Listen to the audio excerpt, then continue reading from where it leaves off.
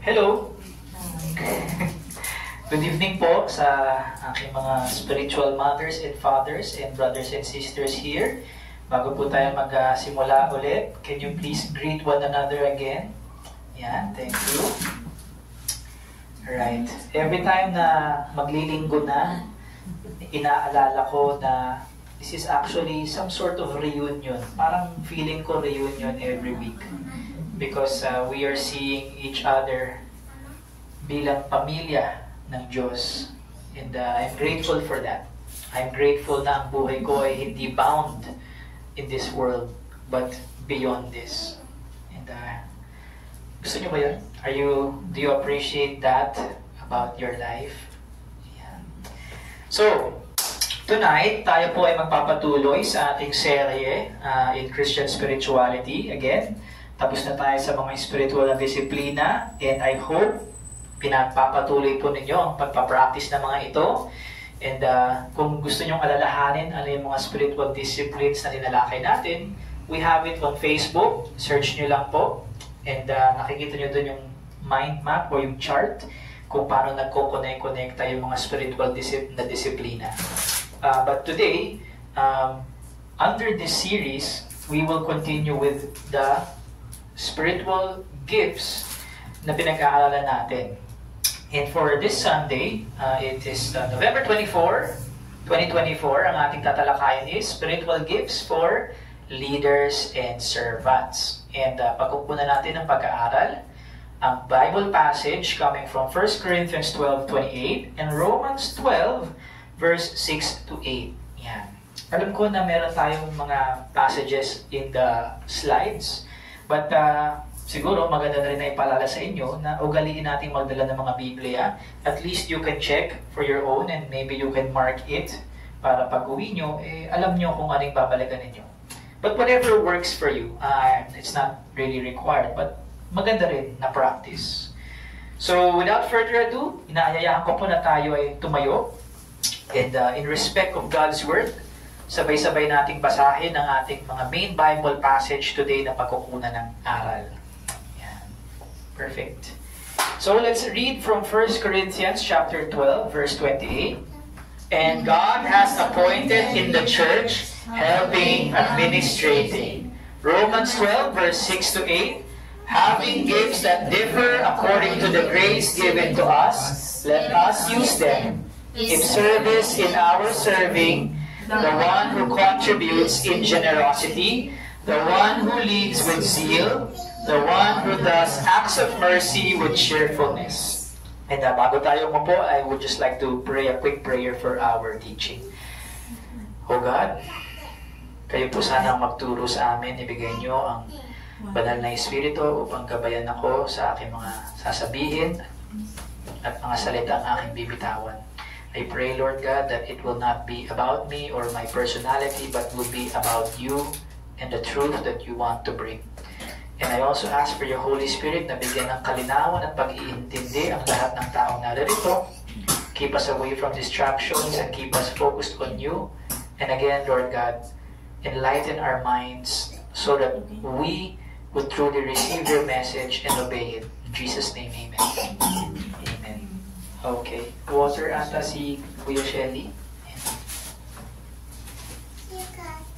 Okay. Alright.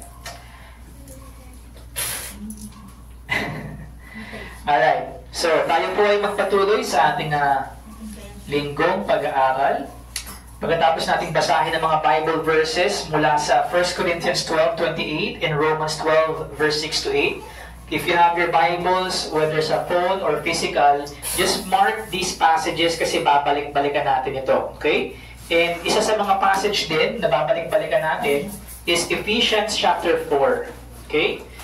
Now, in the study of the spiritual gifts na inihanda ko today for leaders and servants, meron tayong ilang mga spiritual gifts na tatalakayin. In fact, apat na spiritual na regalo ang aaralin natin today. And we will do it through our 3-point outline. First is, basahin ng lahat, the spiritual gifts. Pangalawa, leaders and servants. Ikatlo, Christians leading and serving. So, pag sinabi natin spiritual gifts, of course, we are looking at the spiritual gifts that are fit for serving in the church and reviewing each word to get its specific contextual meaning, kung paano siya ginamit ng writer, and the general idea of these words according to how they are used in the New Testament. Okay? And pag sinabi natin leaders and servants, this should give you a clue na yung mga spiritual gifts na tatalakayin natin today is to enable leaders and servants do their ministries, whether they have an office or not. So here we will define what biblical servants and leaders are based on the textual references, based on the Bible passages na babasahin natin. Ikatlo, Christians leading and serving. Here we will discuss some basic characteristics of gifted leaders and servants in the church. Okay? So, isa sa mga challenges natin today is tatanggalin natin yung mga misconceptions and misinterpretations and misunderstandings about being a leader and about being a servant.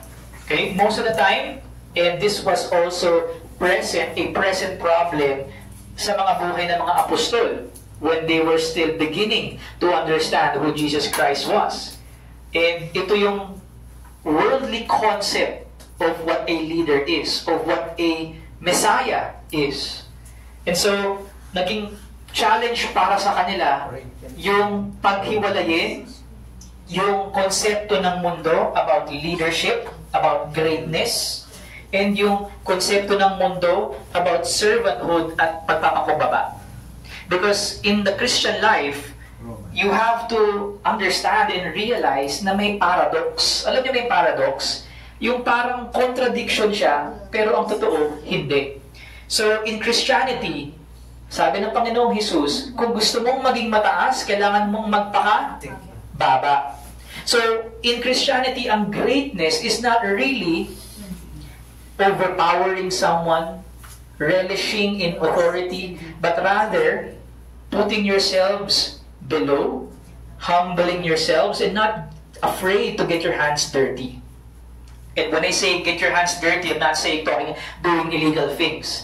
Meaning, handa kang magtrabaho because you are in that position or opportunity to do it. Okay? So, yun yung mga few challenges na meron tayo. And in addressing those challenges, titignan natin, una sa lahat, yung understanding or definition ng mundo about the spiritual gifts na tatalakayin natin tonight.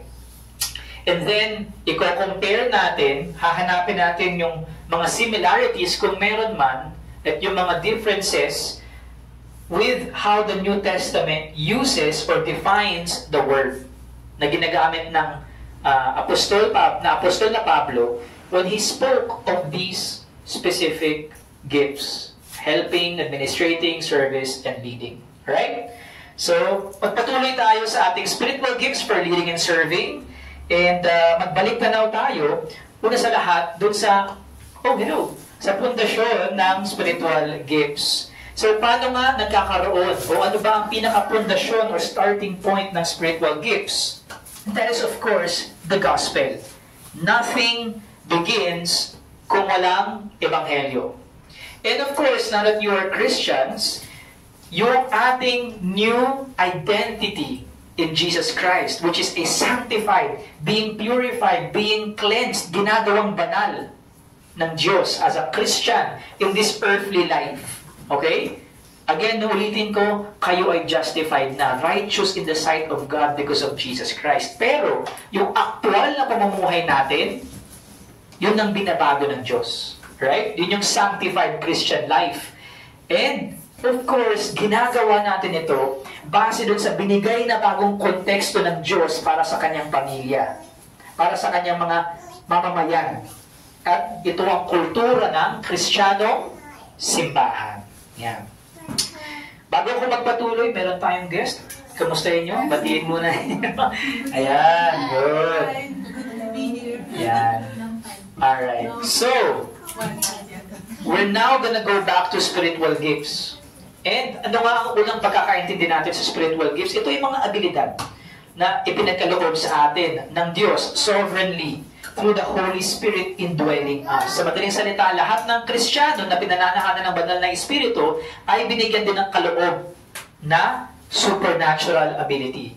And we can divide those into two categories. Number one, gift of speaking and gifts of serving. So sa gifts of speaking, natalakay na natin yung utterance of wisdom, knowledge, prophecy, and then yung discernment, that was last Sunday, and teaching and exhortation. Okay? So gifts of serving naman, ang tatalakayin natin today, by the grace of God, matapos natin lahat, is helping, administration, leading, and serving. And itong gifts of speaking and serving na ito, maybe one or two or a combination of these can also empower apostles, prophets, evangelists, pastors, teachers, na siya rin namang mga taong ipinagkaloob ng Diyos sa simbahan bilang regalo. So may spiritual na regalo bilang abilidad, pero may mga spiritual na regalo rin ng Diyos sa simbahan na mga tao. At yung mga taong yun ay meron ding mga spiritual na abilidad para gampanan ng kanilang ministeryo. Right? So malinaw po ba yun? Alright. But nevertheless, lahat ng Kristiyano ay may spiritual na abilidad at pinag-uutos at inaasahang magsilbi. Hindi kailangan maging apostol, propeta, evangelista, pastor, guro para magsilbi. Sapagkat lahat ay binigyan ng spiritual na kaloob. Malinaw po ba yun? Right. So another passage na gusto kong balik-balikan natin because I find it not so perfect, but I think, in my opinion, a very, very good summary of the purpose and the significance of spiritual gifts as an ability and as men and women given to the church by God. And of course, ito yung Ephesians 4. This time, I want to focus on verse 12 and 15 to 16. To equip the saints for the work of ministry, for building up the body of Christ, to grow up in every way into Him who is the head, into Christ, from whom the whole body, joined and held together by every joint with which it is equipped, when each part is working properly, makes the body grow, so that it builds itself up in love. Pansinin niyo po yung mga salita o mga phrases na naka-highlight dyan. Number one, equip, work of ministry. So, ibig sabihin, Christians are getting equipped by God Himself, who gives the spiritual abilities, and by the men and women na ibinigay ng Diyos para sa simbahan. Okay? So, there's equipping, there's training, and that is for your own ministry. You have a ministry. Every individual Christian has their ministry, a way that they serve God, a way that they serve one another.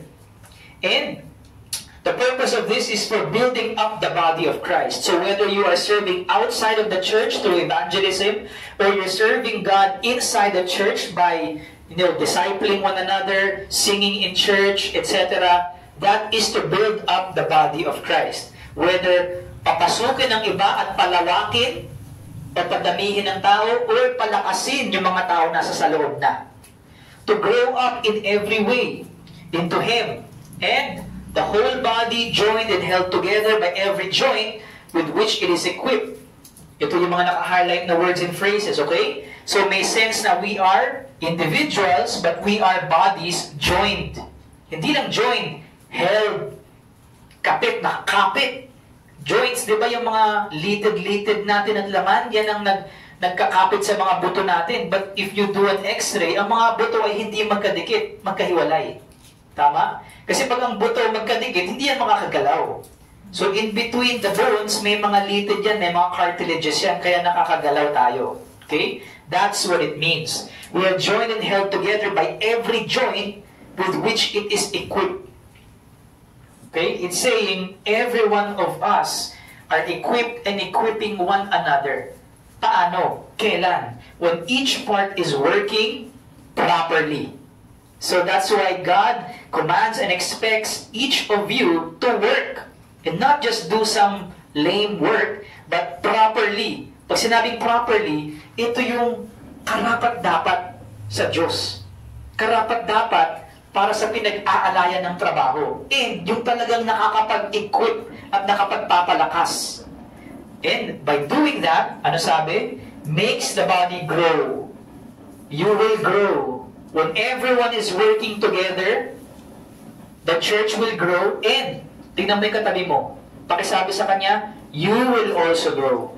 You will also grow. Yeah. So if you're not growing, maybe sabihin mo sa katabi mo, maybe you're not helping me. Maybe you're not helping me. Okay, mag-awa yan. Huwag niyo rin sisihin yung katabi niyo kung bakit hindi kayo nag-aaral ng Bible. Okay? Iba yun. But nevertheless, when we work together properly, the body grows. It builds itself up. And I like the last phrase. Sabihin natin, in love. In love. Hindi yan yung romantic love, okay? This is the self-sacrificing love. Agape love. Bakit? Because helping one another, working together, that God deserves, that builds up one another is hard work. Amen? And you will not do it for anyone else or anybody except yourself. As kung mahal mo siya, gagawin mo yun, di ba? If you don't love that person, you will not work properly. You will not sacrifice your time, your efforts. You will not give your talents and spiritual gifts to build the church, to build the people. Only in love can you do that. Sabihin natin ulit, in love. In love. Right. So, bago ako magpatuloy, can you tell to the person, say to the person sitting beside you, I love you, therefore I will help you. I love you, therefore I love you. Okay, panindigan nyo yan, ha? Alright. So, sige, let's move forward. Meron tayong 4 na salita that we will focus on in studying. And ito nga yung mga binanggit na spiritual na regalo ni Pablo in 1 Corinthians 12 and ano nga yung isa? Romans 12, verse 6 to 8. So, basahin ang unang word. Leading. Second. Administrative. Ikatlo. Helping. 4. Serving. Okay. So, alam ko na meron kayong may ideya na kayo ano yung mga words na ito. Maybe yung ibang words dyan mahirap o hindi nyo pa narinig before. But tayo ay magfo-focus sa mga salitang ito to determine how it is a spiritual ability or a spiritual gift. Okay? So, tingnan muna natin ano ba yung sinasabi ng modernong English Dictionary. So, coming from Merriam-Webster English Dictionary, ito yung pinaka-basic definition ng leading or lead. Una sa lahat, it is an action word. It is a verb. It is something that a person does. And it is to guide on a way, especially by going in advance, to direct on a course or in a direction. It is also to direct the operations, activity, or performance of, to have a charge, to go at the head of, to be first in or among. So, keywords dyan is guide, direct, operations, charge, first. Of course, may iba pang mga words dyan, but I think ito yung ilang mga salita that captures the idea of leading.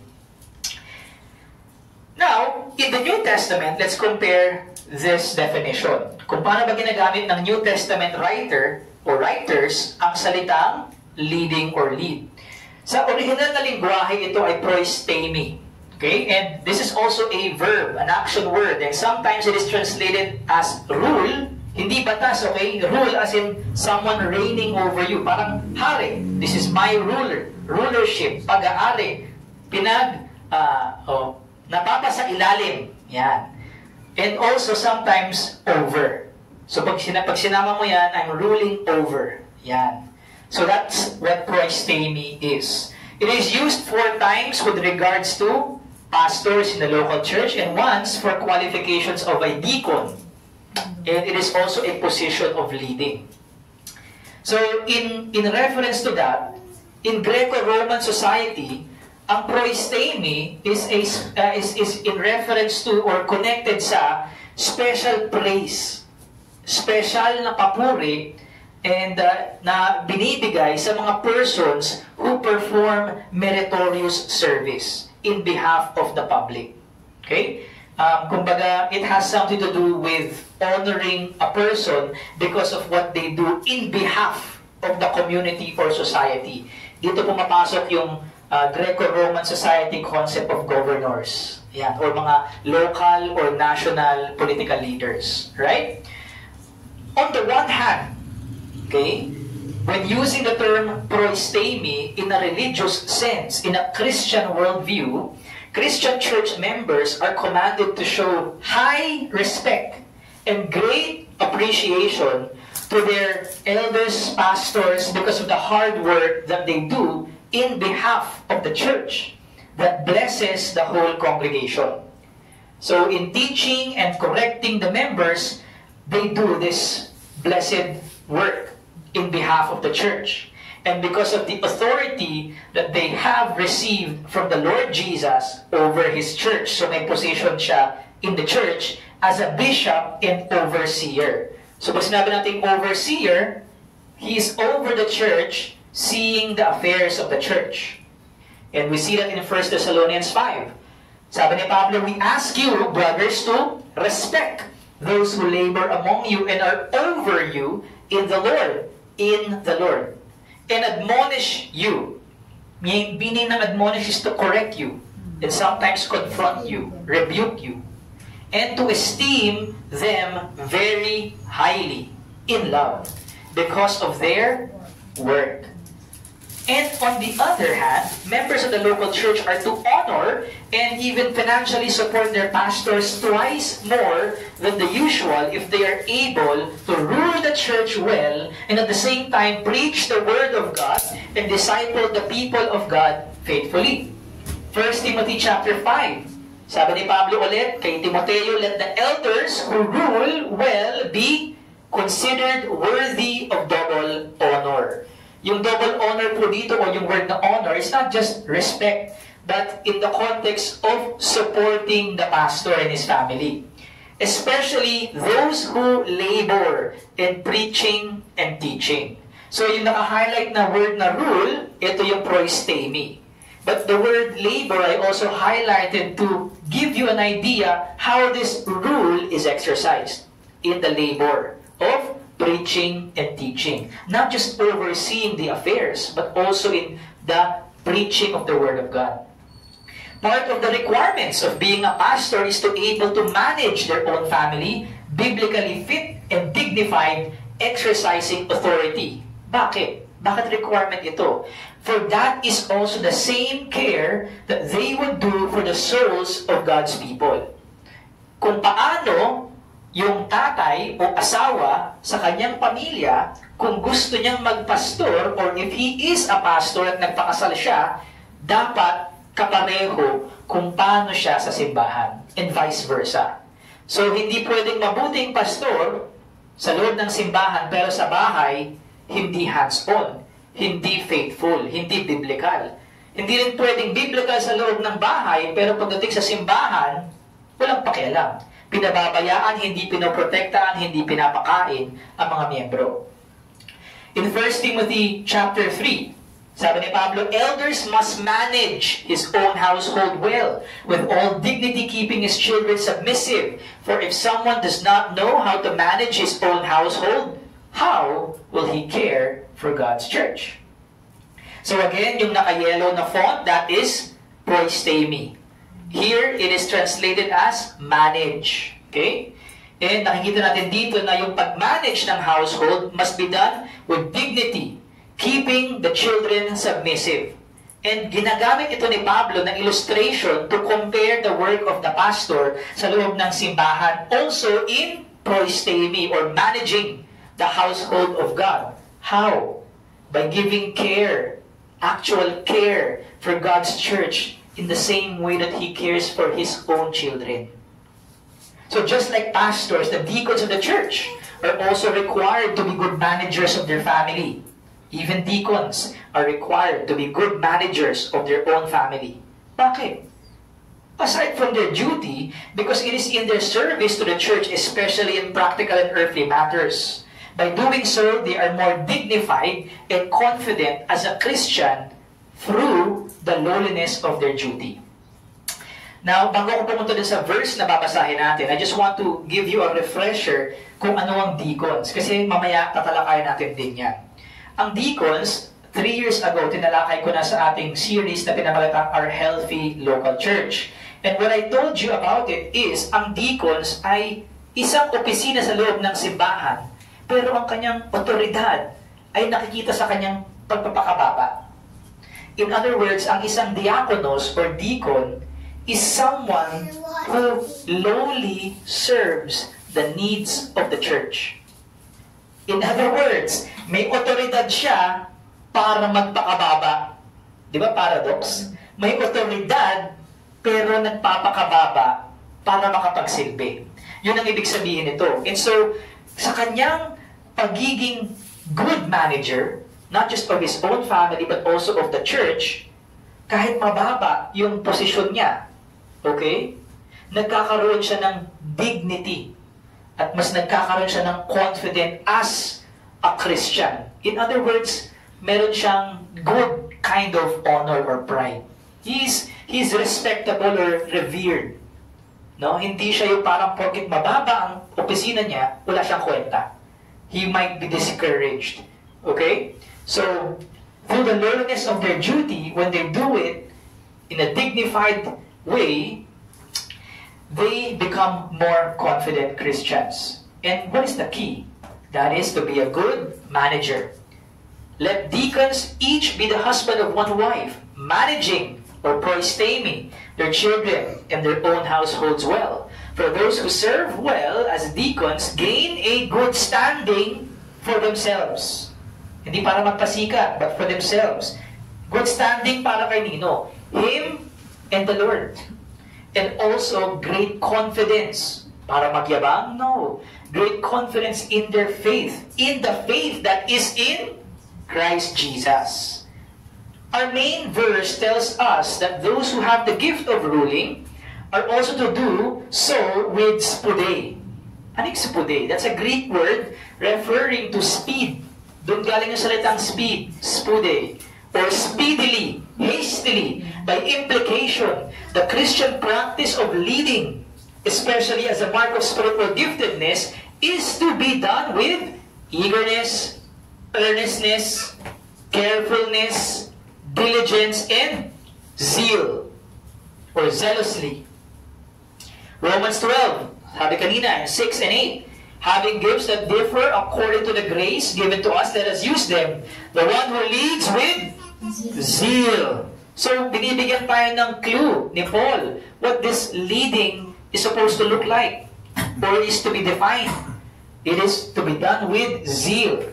Naalala nyo ba, in the second month, I think, February ng taon na to, tinalaki natin yung Christian love. Diba? And tinalaki natin, nalaman natin that yung zeal, it means the same as jealous. Pag sinabi natin zealous, it also means jealous. Pag jealous kasi, it has a negative connotation. Pag zealous, positive. But the root is the same. The root is the same. So pag sinabing lead with zeal, it has a zeal for the Lord. Or in the words of the prophets, I am jealous for the Lord. Ano ibig sabihin nun? Jealous for the Lord or have zeal in leading. In other words, yung purpose ng leading is to build the church and glorify God. Tama po ba? At maraming maligtas. And so if he will do his leading, he must be jealous for the Lord. He must be against the things that God is against. Hindi niya pinagbibigyan yung mga bagay na ayaw ng Diyos na makasisira sa simbahan. Kung galit ang Diyos sa kasalanan na yan, sa ganitong gawain na yan, ayaw rin niya yon as a leader. And He will lead the church in such a way that God Himself will lead it with zeal for what is godly, what is true, what is honest, what is pure, what is loving. Maliwanag po ba? So, mapapansin nyo, no, if a biblical leader is present in your church, minsan, you mistake them as, judgmental, very critical. Because the duty of leading has to be that way. It's not because they're judgmental or critical or ungracious. But because if a godly man is to be a biblical leader, he has to have the same zeal as God has. Kung galit ang Diyos sa mga bagay na to, galit din siya dun. Kung gusto ng Diyos ang mga bagay na to, gusto rin niya yun para sa simbahan. And so sometimes the leader is mischaracterized. Nagkakamali tayo ng pananaw sa mga ganitong leader who are actually zealous for God. At ang pinipili natin na gusto nating mga leader is yung nakakatawa, madaling makisama, madaling pakinggan, yung laging natuturo ng blessing, hindi nagbibigay ng mga kautusan, no, maluwag, walang disiplina, and we think this is a leader. If you say that you're also saying, I don't like how God is ruling us. Okay? Kasi God is also strict. God is holy. God has commands. God hates sin. Then let me take a step forward. God hates sinners. God hates sin and sinners. God wants the church to be pure. He doesn't want the church to compromise. And ito natin kanina sa membership class, we are separated and holy. At sa pamamagitan nito, yun ang method at strategy ni God for people to come to Him. Because they can see that He is unique and His people is unique. The strategy of evangelism is not compromise and widening the gate. Si Jesus na nagsabi, narrow is the gate. Tama? And the path that leads to life. And only a few find it. That's why leaders are commanded to lead with zeal. Because they are also to go through the same narrow path. And be the first one to go do it. Be the first one to be there. In fact, the leader must know the direction. Tama, yung binasa natin kanina. He must know the direction and he be the first one to be there. Before he can lead people. Tama? So, he has to be that way. Kasi kung hindi, saan kanya nililid? Sa wide path that ends up in destruction. So, it may not be different from what Peter, the Apostle Peter, said when he exhorted his fellow elders, telling them, pastor and manage the church willingly and eagerly in 1 Peter 5. So, hindi siya nalalayo. So, ano ba yung sinasabi ni Pedro dito? So, I exhort the elders among you, shepherd the flock of God that is among you, exercising oversight, not under compulsion, but willingly, as God would have you, not for shameful gain, but eagerly, not domineering over those in your charge, but being examples to the flock. So how can a leader, kahit hindi pastor, how can a leader biblically lead if he truly has the spiritual gift? Ito yung mga examples niya. Willingly, zealously, eagerly, and by example. Right? Next na regalo is administrate or administer or administering. Sa ating modernong English dictionary, this is a verb. Okay? This is an action word. To manage or supervise the execution, use, or conduct of. To provide or apply, or in context, dispense or distribute. To give officially or as a part of a ritual or remedially. Pag sinabing as a ritual, in a religious sense. Pag sinabing remedially, ibig sabihin yung word na administer, commonly ginagamit kapag nagbibigay ng gamot sa English. Administering medication. Ganyan. Pag pinainom mo yung anak mo, may ubo. O anak, inom ka ng cough syrup. Ang ginagawa mo is you're administering remedy, gamot, medicine, yan. So take note of the keywords. Manage, supervise, provide, apply, give. And in the New Testament, this is kubernesis. Okay? And it's a noun. And sometimes translated as governments. Ang mahirap dito is, isang beses lang ito ginamit ni Pablo. Hindi mo ito mahahanap sa iba pang mga libro sa New Testament. Once lang. So there's a struggle in understanding the real meaning o paano ginagamit yung salitang kubernesis. But what we have is, it is an office of a governor. Usually used for the office of a governor. And a director, a pilot, and the ability to guide or steer. Yung pag nagmamaneho ka, di ba? You're steering the wheel. But although the word is only used by Paul once, the good thing is we find the term used in the Septuagint. Ang Septuagint is the Greek translation of the Old Testament. And we believe ito yung Bible ng mga sinaunang Kristiyano, even of the apostles in Jesus Christ. Okay? Kasi sa panahon ni Jesus at ng mga apostol, ang lingwahe nila ay Griego. Hindi lang Aramaic or Hebrew. Ang salita noon, ang lingua franca noon, Greek. Okay? Kasi before the Roman Empire, ang naunang impero ay Griego, kay Alexander the Great. So, na-divide yun sa 4, according to his 4 generals, and pinush ni Alexander the Great ang lingwahe ng mga Hellenista, or the Greeks. So, ang lingwahe ng mga nasasakupan nila ay mga Griego at hindi yung tinanggal ng mga Romano. Pati ang mga Romano nagsasalita ng Griego. Okay, so, the Bible that Jesus and the apostles probably used sa panahon na yon is the Septuagint, the Greek translation of the Old Testament. And in the beautiful verse of Proverbs 11, verse 14, where it is translated in the English, or the word kubernesis is translated in the English as guidance, and complemented by the word counselors. And what this tells us is that the ancient biblical translators understood the idea of kubernesis or administration or governments in the sense of giving good and wise advice. So, tingnan natin. Actually, maganda yung buong chapter, but I focused on verse 14. Sabi, where there is no guidance, a people falls. But in an abundance of counselors, there is safety. So, yung konteksto ng Proverbs 11 verse 14, okay, specifically verse 14, okay, kasi ito yung solo verse that speaks on this subject sa Proverbs 11, where there is no guidance, yung mga tao daw ay nahuhulog. They fail.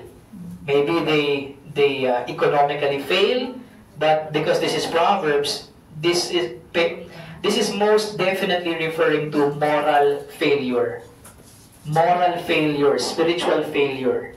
Walang guidance, the people are bound to fall.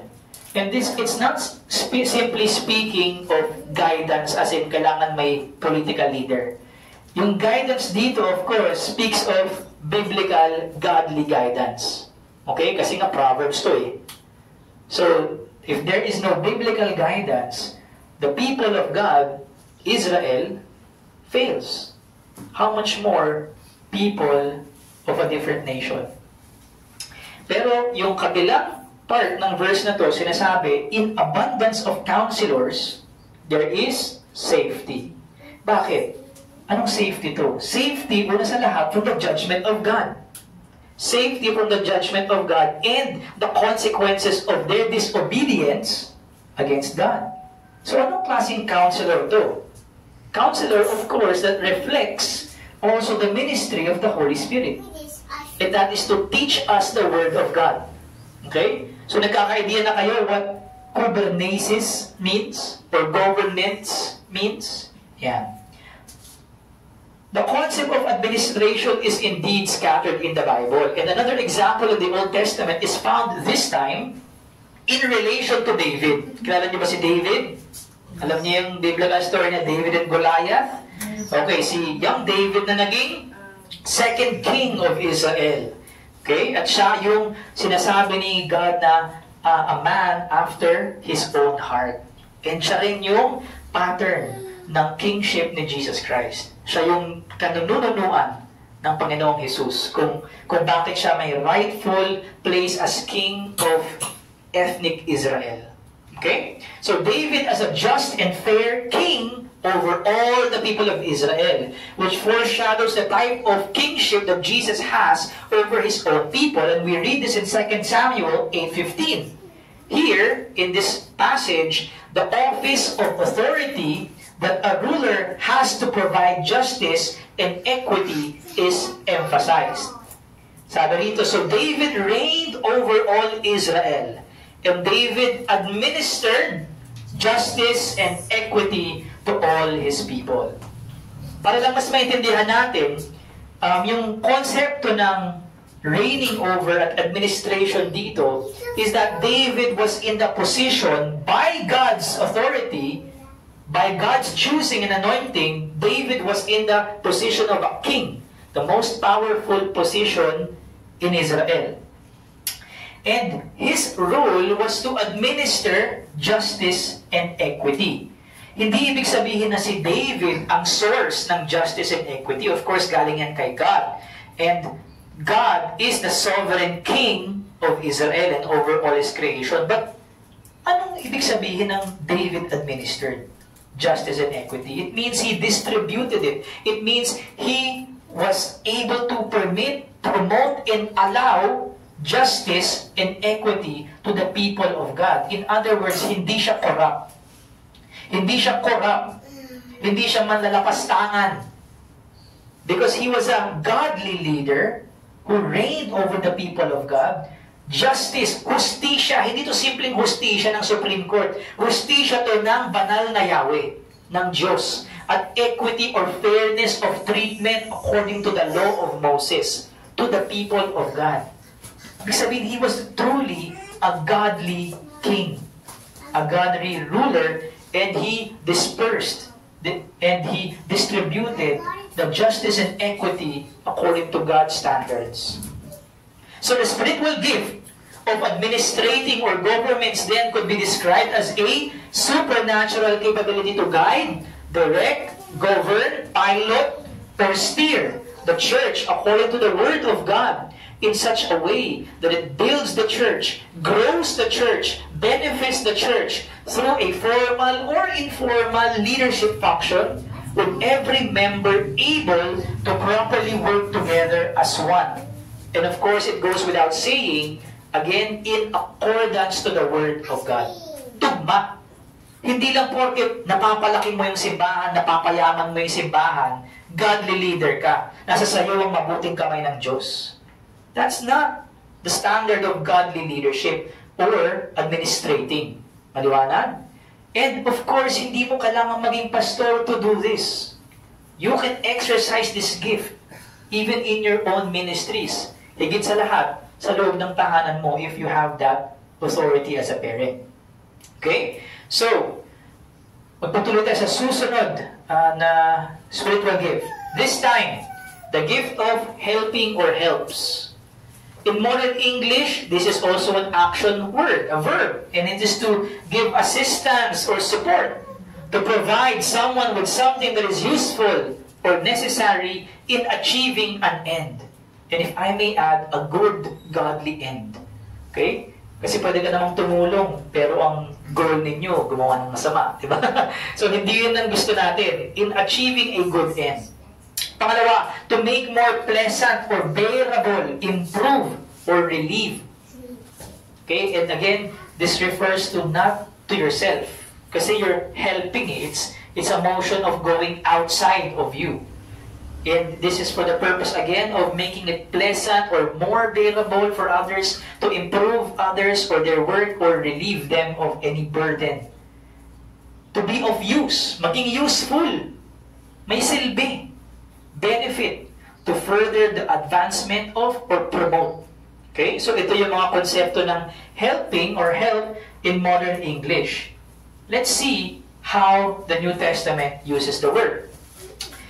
Sa Biblia, it is antilampsis, and it is a noun. It is the word helps. It is also used only once by Paul in the same verse. So, nandun yung same challenge. Kaya, kailangan natin tignan ulit, paano pa ito ginagamit in the Bible if there are other verses. But, in the verse that we have, it means one who aid or assists. Is speaking about the person who has the ability to aid or assist. Taking the part of. In other words, pag taking the part of. Kunyari, may trabaho. Kailangan mo 3 tao. Tagahawak ng scaffolding, yung isa aakyat. Kunyari lang isa lang, ay 2 lang kayo, kulang ng isa. Ikaw yung taking a part of. I'm gonna take part of the third person para maging successful yung trabaho. Maliwanag po? I'm taking a part of it. Lending a hand. Nagbibigay ng tulong. Helpful. Relief services. Capacity to help or assist others. So the word helps is only used once by Paul, but we also find the term used in the Greek translation of the Old Testament. And mahahanap natin po yan in the royal and hymnal poetries of both Psalm 84 and 89, referring to the Lord God. Pag sinabi nating antilepsis in the Old Testament, yung help na ito refers to the Lord God Yahweh, sa Panginoong Diyos mismo. Where help, take note of this, is translated in the English as strength, meaning boldness, power, and defense. Literally meaning a shield, a defender, protector. Psalm 84 says, "Blessed are those whose strength is in you, in whose heart are the highways of Zion." Again, I advise you to read the whole chapter of Psalms 84 and Psalms 89 para makita niyo yung buong konteksto, why they're saying this. Okay? Especially Psalm 89. But focusing on verse 5, again, sabi ng writer, "Blessed, happy are those whose strength is in you." Sino tong you? Yahweh. Ang kanilang lakas o tulong ay nakay Yahweh. Hindi sa mga tao, hindi sa mga diskarte nila, hindi sa pera, hindi sa material na bagay, hindi sa nation of Israel, but in God. Blessed are those whose strength is in you, in whose heart are the highways to Zion. Psalm 89, "For our shield belongs to the Lord, our King, to the Holy One of Israel." Because as a king, your job is to defend and fight for your people. Jesus is our King. Tama? And He is the Lord Yahweh in the Old Testament. In these last times, pinakita niya ang sarili niya through His Son, Jesus Christ. But what do we call Jesus? King of Kings and Lord of Lords. So, we can also say it with them that God is our shield. Because Jesus is our King. Tama? Ayaw nyo ba yan? Parang ayaw nyo For our shield belongs to the Lord, our King, to the Holy One of Israel.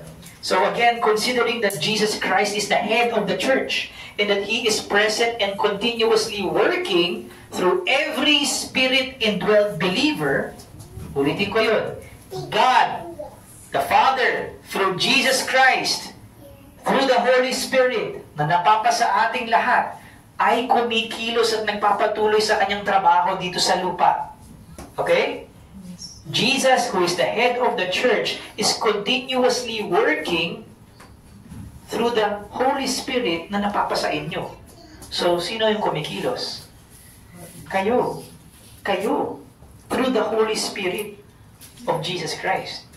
Okay? So, considering that, and though Jesus is personally involved in all things, in creation, especially in every detail of the church as a sovereign king, take note of this, kapag may isang Kristiyanong kapatid, brother or sister, who has the spiritual gift of helping, okay, and takes part in the work of the church to help his or her brothers and sisters in the church, to serve, aid, assist, or lend a helping hand, we can give glory, we can glorify God and sing loudly that the Lord Yahweh remains to be our strength and our shield in the church. In other words, yung mga taong may spiritual gift of helping, kapag nakikita mo yun at na-experience mo yung tulong na yun because of the Holy Spirit in that person, you can actually be reminded that God is your help and your strength. And you can thank God. So if a Christian member is useless, you are robbing your Christian brothers of glorifying God. In the experience of seeing God's help sa buhay nila. And you are also robbing God of the glory that would come from these people na natutulungan. Maliwanag po yun? So, People who have the spiritual gift of helping, or kahit wala kang gift na yun, yung actual na pagtulong na lang sa loob ng simbahan, reminds us that God is our helper. He is our strength, He is our shield. And we can give glory to God because of the faithfulness of the brother to God in exercising his gift, or just simply being a helpful Christian out of love. Naliwanag po ba? Yes. So again, that is the gift of helping. The last gift sa apat na regalong tinatalakay natin tonight is the gift of, basahin, serving or serve. In English, it is also an action word, and it is to be a servant, to do military service. Di ba? Pag pulis o sundalo, ang tanungan nila is, nasa serbisyo ka ba? Oo, nasa serbisyo ako. Serbisyo nino? Ng mamamayan. Hindi ng gobyerno. Okay? Ang military, hindi nagsisilbi sa gobyerno. Ang pulis, hindi nagsisilbi sa gobyerno. Kay nino? Sa mamamayan. Okay? Hindi ang private army na mga tao sa gobyerno. Right? Army yan, nino ng Pilipinas. Sundalo yan ng Pilipinas. Pulis yan ng Pilipinas. Right, so, to be a servant, to do military service, to assist, to be of use, to be favorable, opportune, or convenient, to be worthy of reliance or trust. Katiwa-tiwala, mapagkakatiwalaan. To hold an office, discharge a duty or function. To prove adequate or satisfactory, suffice, sapat. To help persons. Ito yung pinaka-common use, even in the biblical text. To help persons to food. To wait on customers, literally, a waiter. Serving food. Okay? Yun yung pinaka-common and literal use of the word. Right? So, pansinin nyo, yung mga keywords dito, and I think yung pinaka-umaangat na keyword dito is yung duty or function. Ang pag sinabi nating servant or serve or serving, it has something to do with the person and yung tungkulin niya to serve. Okay? Now, in the biblical text, ang ginagamit na salita ay diakonia. And it is a noun. It is translated sometimes to ministry, service, administration. And it occurs 34 times in the New Testament. So this is a very common word. In fact, sa aming school, no, sa pinag-aaralan kong subject na Greek, isa to sa mga kailangan i-memorize na salita. Okay? Very common yung root na diako or dioko. Okay? So the word diakonia used 34 times. And it means service as meeting personal, physical needs in a domestic setting, whether sa loob ng bahay or sa loob ng komunidad. As general maintenance of others. General maintenance meaning nakakatulong o nakakapagpanatili ng status quo o standard ng iba. Okay? Connected dito sa salitang diakonio, which is a verb. And it has the same meaning. Serve, care, rendering helpful personal attendance, administrative activity, deliver, or transmit. Connected dito sa salitang diakonos. Okay? Which means servant, helper, ministerial helper, or attendant. And in a religious sense, sa simbahan, this is the word deacons. Sabihin natin, deacons. Deacons. Yan, okay. So, tatlong salita na magkakakonekta. So, I want to clarify this to you. Ang diakonia refers to the action as a noun. Ibig sabihin yung gawain mismo. Yung diakonio is yung habang ginagawa siya. Yung action itself. Okay? Yung diakonia is somewhat like para siyang event. An intangible noun, kumbaga. You're discussing or you're talking about what is the task. Yung diakonia, or diakonio rather, talks about the actual action, yung action as it's happening. Yung diakonos is yung taong gumagawa nito. Maliwanag po? Para hindi kayo malito. So the term could be applied to any type of service, but they would have the same meaning. Okay? But because of the commonness of this word, it can be used to different contexts or ways of service. So, may it be the ministry of the preaching of the gospel, Sa New Testament, ang pag-share ng gospel ay sinasabi ring ministry of reconciliation, ministry of praying and teaching the church, ministry of delivering messages or messenger, ministry of financial and material contribution to needy Christians, which we will look at later. The apostolic ministry, although ang pagiging apostol ay opisina na hindi na available today for us, it is still an apostolic ministry or gawain. And again, take note, yung salitang ministry refers to diakonia. Okay? And the various ministries of each believer in the church, to which they are being equipped and a lot more. So it could also refer to what you are doing for the church, for God, whether official ministry ng simbahan ito, or gusto mo lang gawin para kay God because you feel that the Holy Spirit is urging you.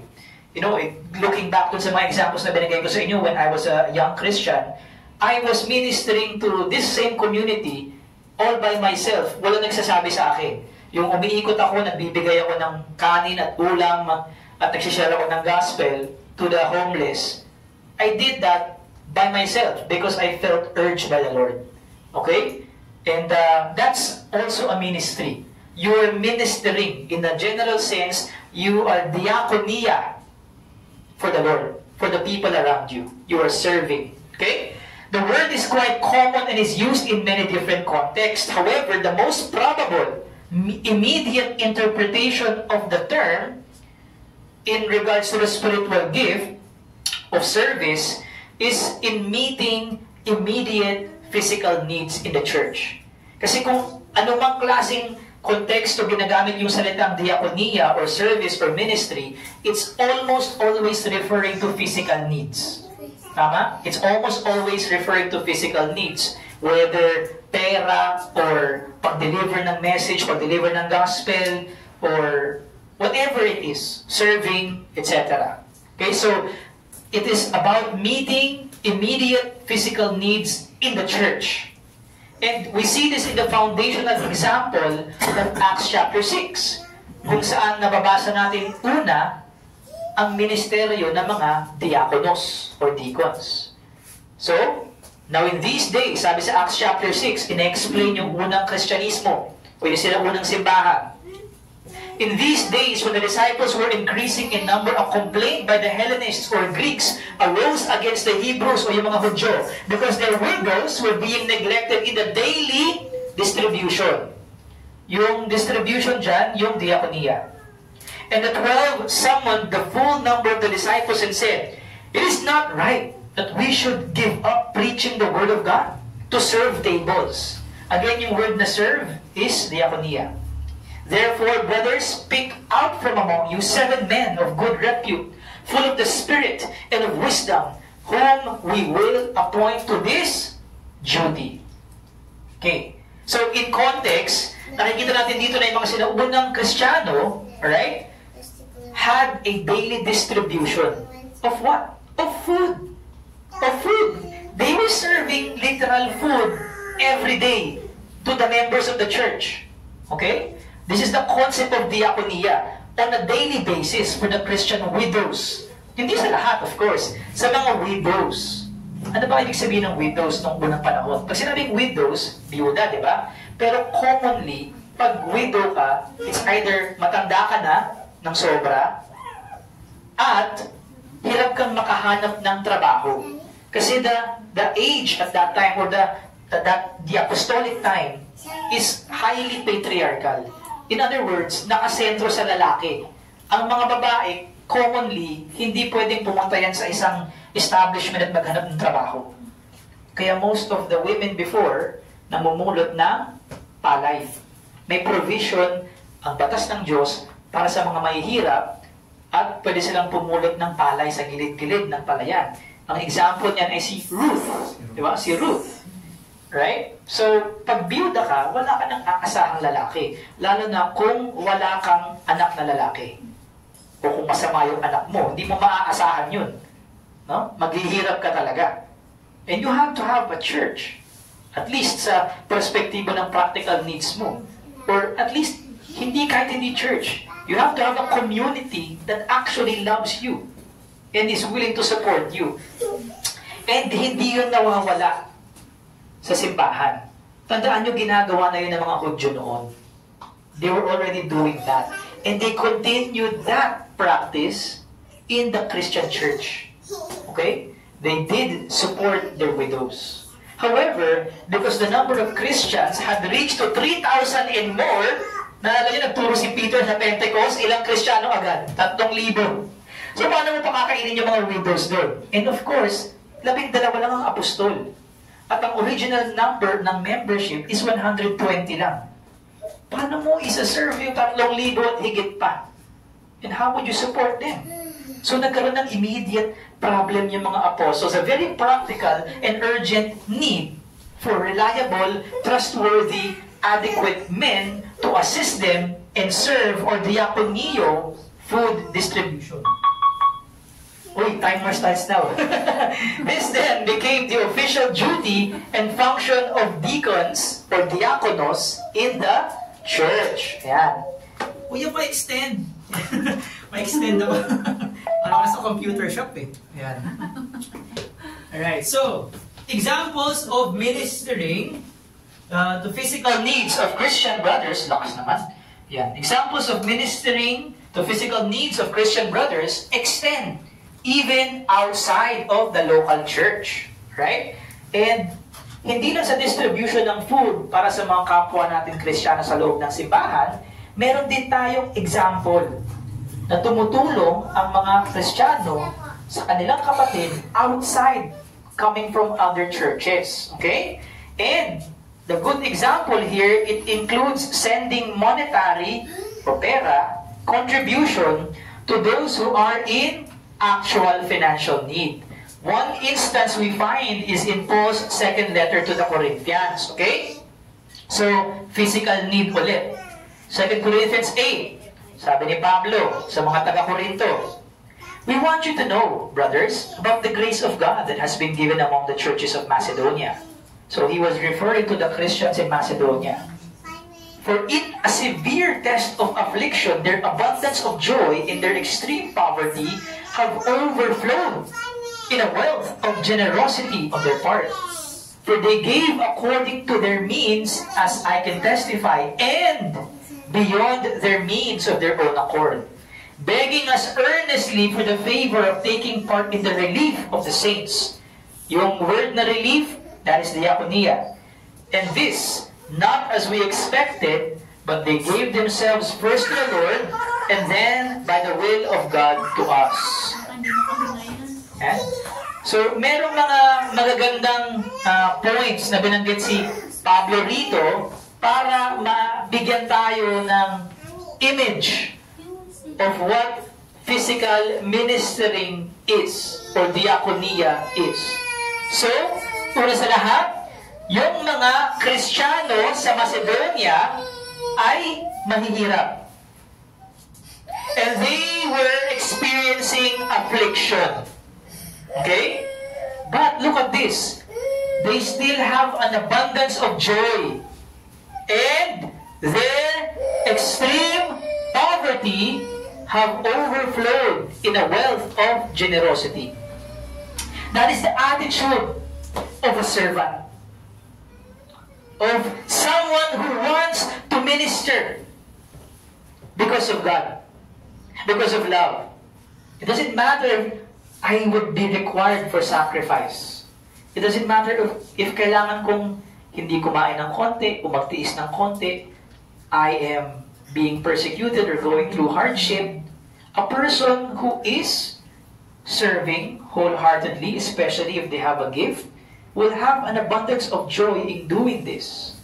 And it will overflow in generosity. Kahit hindi pera, kahit yung time mo na lang, kahit yung effort mo na lang, generosity pa din.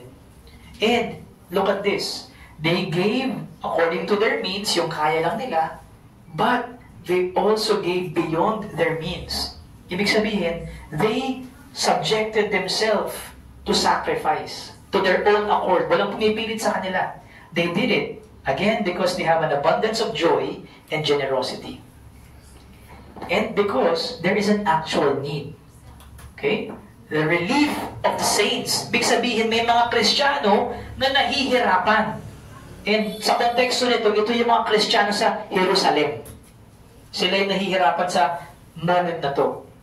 Okay? How do servants do this thing? How do servants minister and serve in such a way? Paano nagiging diakonia o truly a spiritual gift ang diakonia na ginagawa natin?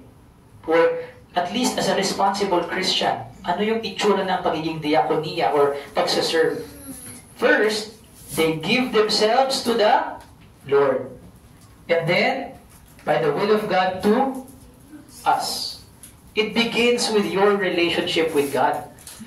The reason why Christians are not serving, helping, is because they don't know God.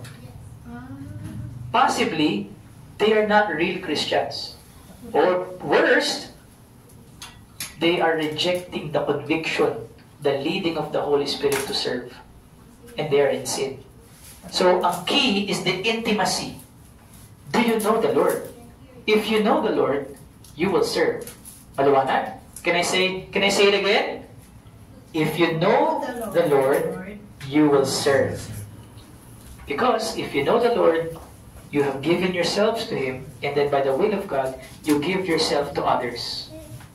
Not to your leaders, to the whole brotherhood.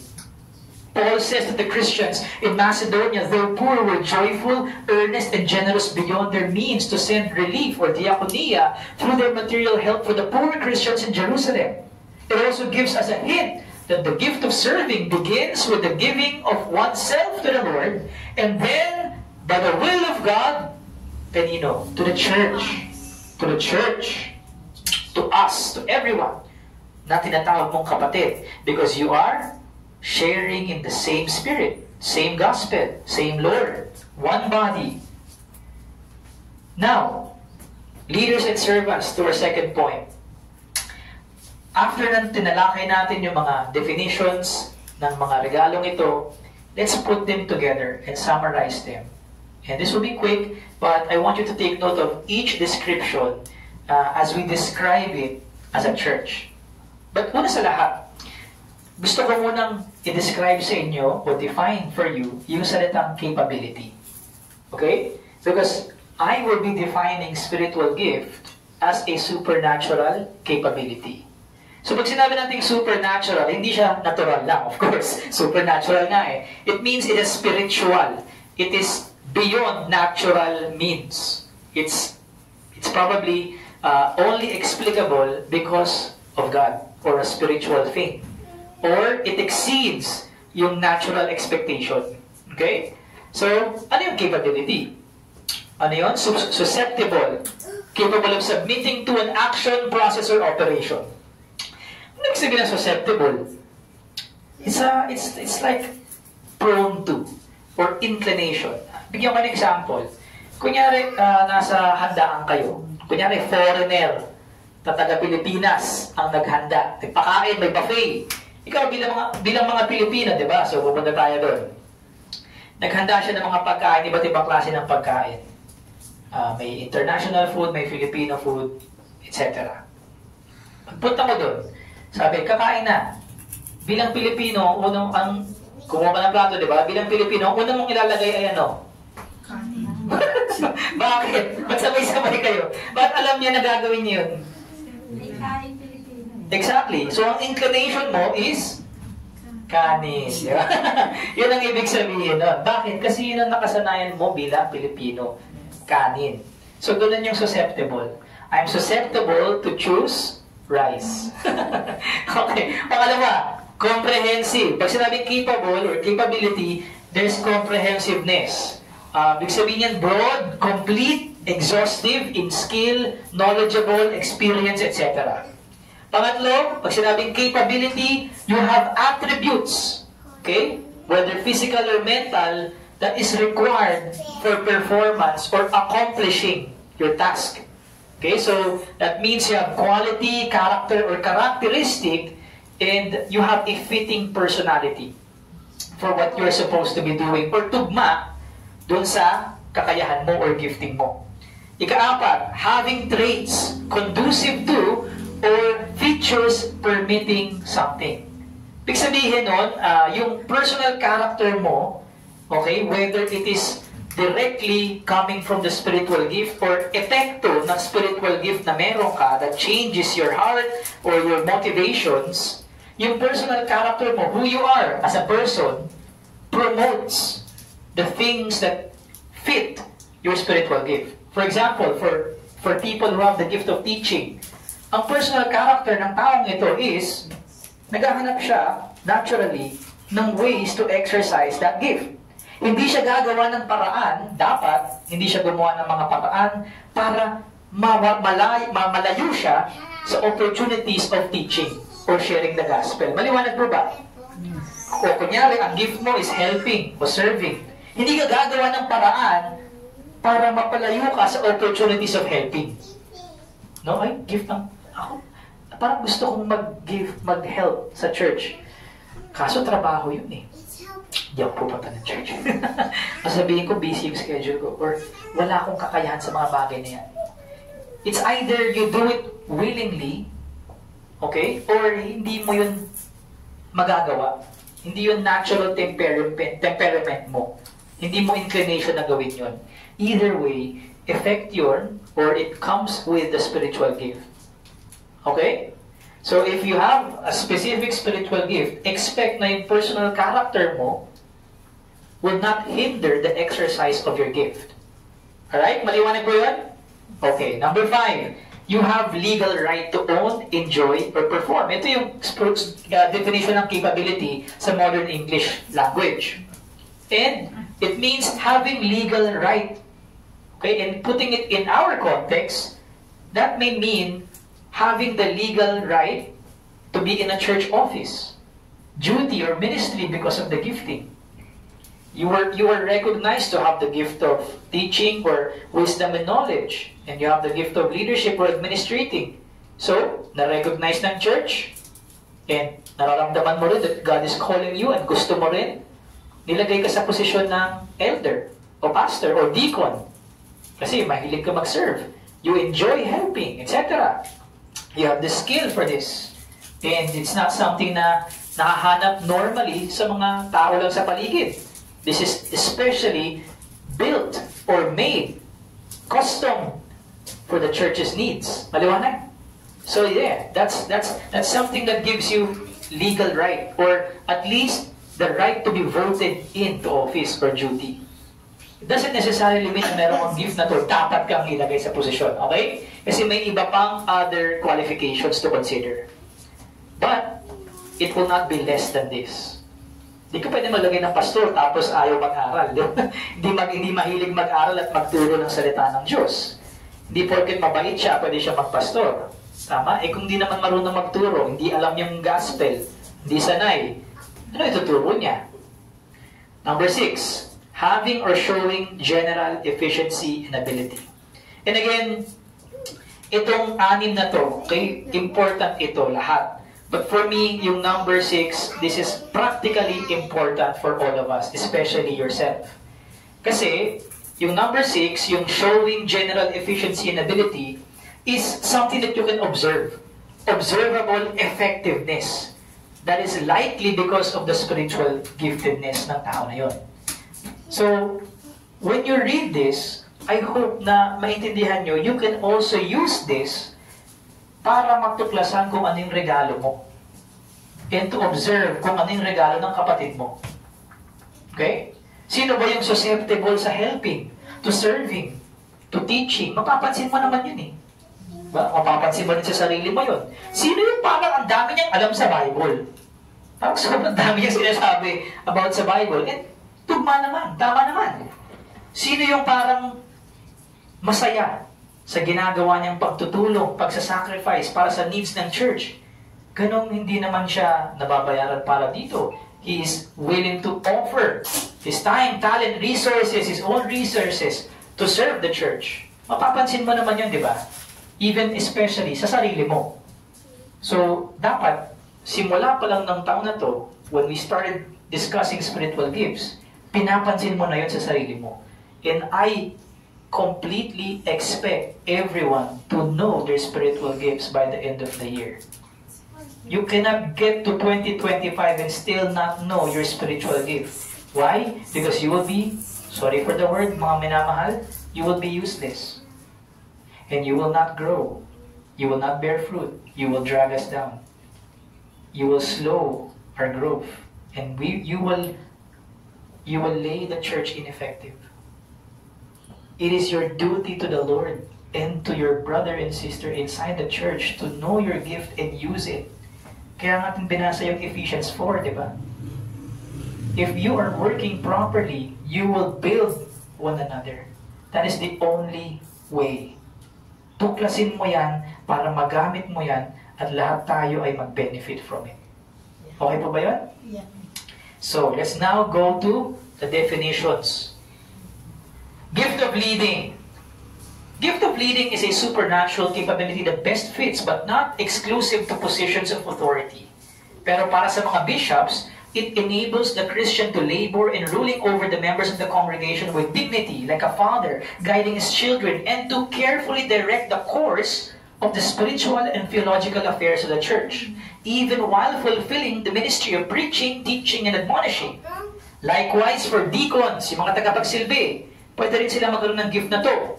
And other supervisory roles. Kahit hindi ka pastor or deacon, basta may sense of supervisory role or leadership function, the gift of leading empowers you, the Christian, to manage and take charge of the operations and other activities of the church. Okay? Next, yung gift of administrating. Some theologians and pastors equate the gift of leading with the gift of administrating. Sinasabi nila pareho lang daw yun. But I don't agree with that. Because ibang words yung ginagamit. Tignan naman natin, di ba? And iba yung konteksto. And although may similarities, may nuances din. And because there are nuances or slight differences, especially the word that Paul used, and dahil hindi common yung word na ginagamit, we have to give Paul the benefit of the doubt that he really chose this word because he meant something else. So you cannot simply be lazy and put the two together just because may commonality. You have to look at it under a magnifying glass. So, administrating is the spiritual gift of administrating or governments is a supernatural capability to guide, direct, govern, pilot, or steer o maging kapitan of the church consistent to the Word of God in such a way that it builds the church, grows the church, blesses the church, allowing every member able to properly work together as one. This gift is fitting for pastors, deacons, and other church staff members. Okay? Especially church staff members. Mas marami ang church staff members kaysa sa pastor and deacon sa loob ng simbahan on a normal basis. Mas maraming staff kaysa dun sa mga nasa positions of authority. So, anong diferensya na masasabi natin with gift of leading and administrating? Ito, lilinawin ko lang para sa ating lahat. It could be that what sets the gift of leading apart from the gift of administrating is that the former, yung gift of leading, exercises the gift on a more personal, relational level sa tao. While the latter, which is gift of administrating, may have its emphasis on tasks, ministries, organizations, departments, events, programs, systems, etc. So it may help us to say that leaders lead people and administrators administer things. Malinaw mo ba? Getting the definition of leading, sino bang nililid mo? Mga bagay ba? Mga sistema? Hindi, mga tao. Anong dinidispense mo? Anong dinidistribute mo? Anong ina-administer mo? Mga tao ba o mga bagay? Mga bagay. So yun yung difference. Na commonly mahahanap mo talaga yan sa mga pastors, deacons, and other supervisory roles like church staff members. But again, hindi yan limited sa kanila lang. It is still God's choice kung bibigyan ka na ito. Alright? Next, gift of helping. And ako para sa akin, personally, isa to sa mga malapit na spiritual gift sa puso ko and kailangan ng simbahan. Why? Because it's always overlooked.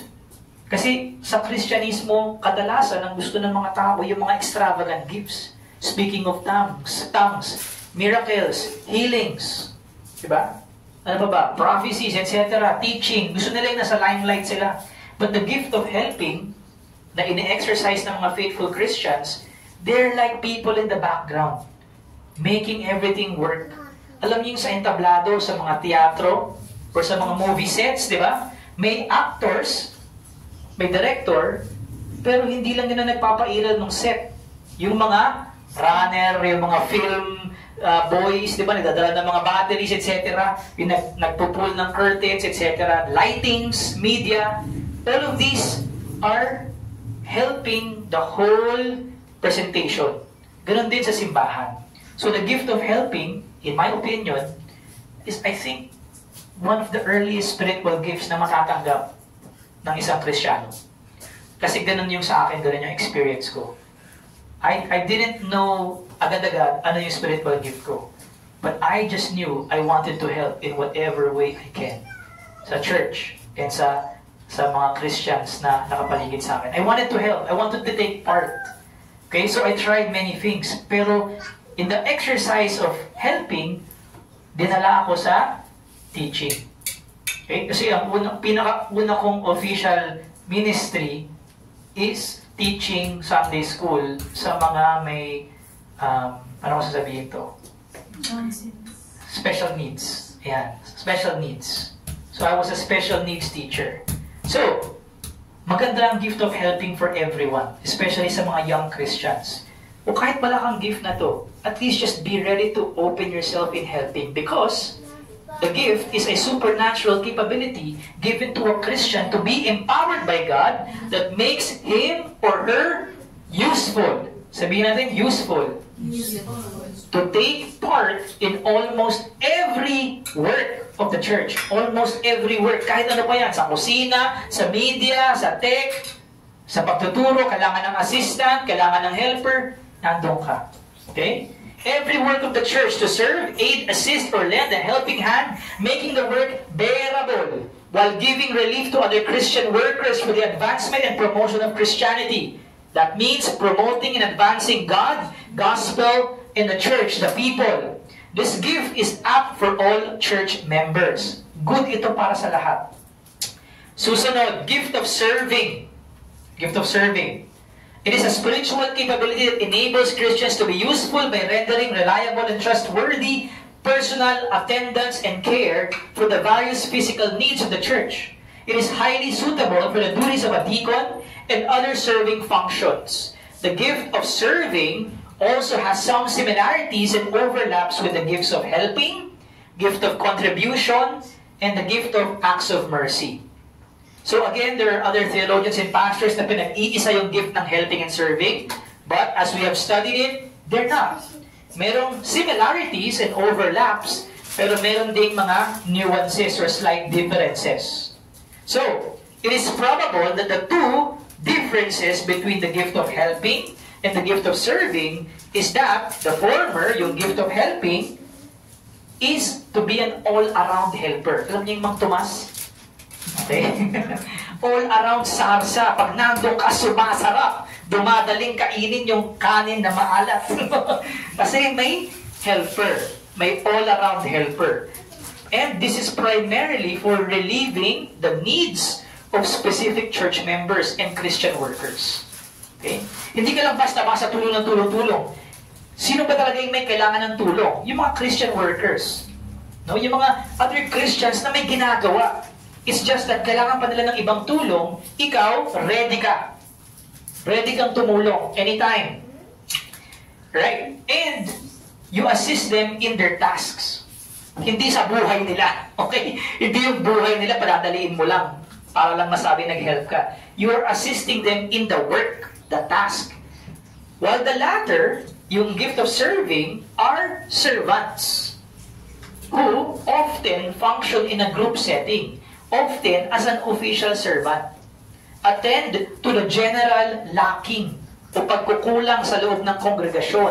And on occasion, those from the outside. Lalo na kapag may mga outreach programs in church, no? Sino yung i-assign nating servants? Para magpadala ng pagkain sa mga asalanta sa Bicol, etc. May ganong mga galamay ang simbahan. Okay? They are servants. Commonly, ganoon ang may mga ganitong giftings. So, it seems reasonable to say that helpers help individuals and servants serve the interests of the whole church body. Helpers help individuals or Christian workers. Servants serve the interest kung saan lahat ng Kristiyano ay makikinabang. Maliwanag? Yan. So yun yung mga nuances and differences. And finally, third final point, Christians leading and serving.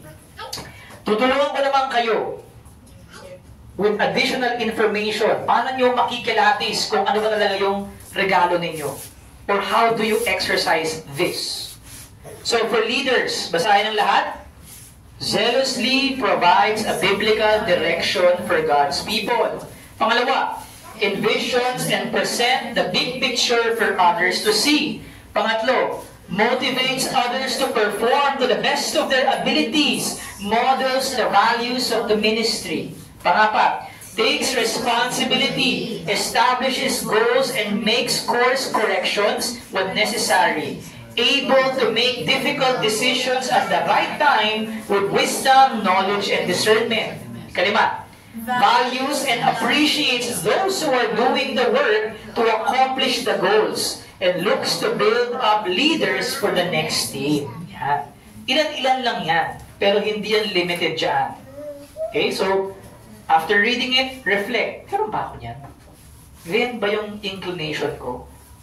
Next, the gift of administration. Basahin natin, number 1, develop strategies or plans to reach identified goals. Creates or assists existing ministries and churches to become more effective and efficient. Pangatlo, delegates or coordinates a variety of responsibilities to accomplish a task. Pangapat, project managers who oversee the operations and the execution. Panglima, affinity to being organized, strategic, data-driven schedules and timelines based on mission and vision. Yung affinity, again, parang yung susceptible. Mahilig mag-organize, mag-strategize, data-driven, schedule and timeline. Pati buhay niya, nakalinya sa mission and vision. Next gift of helping or helpers. Number 1, serves behind the scenes whenever needed to support the gifts and ministries of others without having to be asked. Ang keyword dyan is proactive, intentional. Sa Tagalog, may kusang loob. Pangalawa, sees the tangible and practical things to be done and enjoy doing them. Attaches spiritual value to practical service.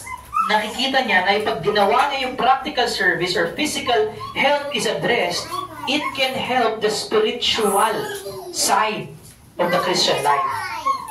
Pangatlo, senses God's purpose and pleasures in meeting everyday responsibilities. Would rather do a job than find someone else to do it.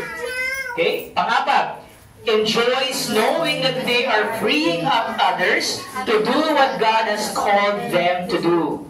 Ikalima, feels like they have purpose when helping someone, especially if it truly makes the person's life easier. And again, this is referring to the work, not just yung buhay niya in general. Okay? Maliwanag ba? Yeah. Right. Last gift. Last na to. For servants, number 1, aware of practical needs of the body and has a desire to meet them. Pangalawa, happy to help others so that they can meet their ministry calling. Pangatlo, generous in giving time, energy, and effort. Pangapat, generally are people persons, hands-on, and seek opportunities to socialize and be a part of a group. Now, yung people persons dyan, siguro medyo subjective yan. Because we all relate to people differently, especially based sa ministry mo. Hindi mo kailangang maging kalog na parang noontime show host, okay? Pwede kang mag-serve kahit hindi ka ganong klaseng tao. But, kahit na sabihin mong sanay ka or mas na-enjoy mo yung peace and quiet or solitude, when it comes to the task, you are open and engaging and even welcoming or initiating contact. Maliwanag. Kasi nga, you will never or you should never do things that hinder you from exercising whatever gift you have. Malinaw? And definitely serving will require you to get in touch with people. Kasi sino bang sinaserve mo? People. Panglima, follows the examples of Jesus' ministry, and this is very, very important. Not just to follow the examples, but when you read how Jesus ministered, how the apostles ministered, there's a sense of conviction na I have to do it and do it this way to do it correctly. Maliwanag po? That's something that is common to the servants. So, dito po tayo nagtatapos sa ating Sunday message. And I hope that you have learned something. If you have questions and you wrote them down in your notebooks, you can talk to me later or sa wife ko in the discussion. Or you can comment sa ating Facebook page or message us sa ating group chat. Alright? For now, let me ask you to stand up so we can close our Sunday message with a Bible reading coming from the New Testament. Yan. At yan, gift of helping.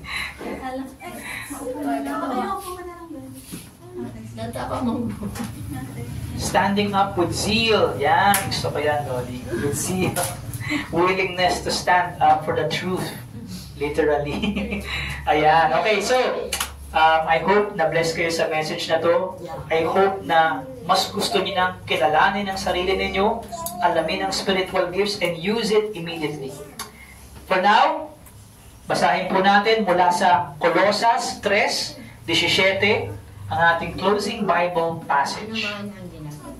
Ready? 1, 2, 3. At anuman ang ginagawa nyo sa salita man o sa gawa, gawin nyo ang lahat bilang mananampalataya sa Panginoong Jesus. At magpasalamat kayo sa Diyos Ama sa pamamagitan niya. Amen. And now, please remain standing. Tayo po ay magpapatuloy sa ating congregational singing with Ate Alexi and Ate Belinda. At ang kanta natin ay pinamagatang, We Will Serve Him. Please take it away.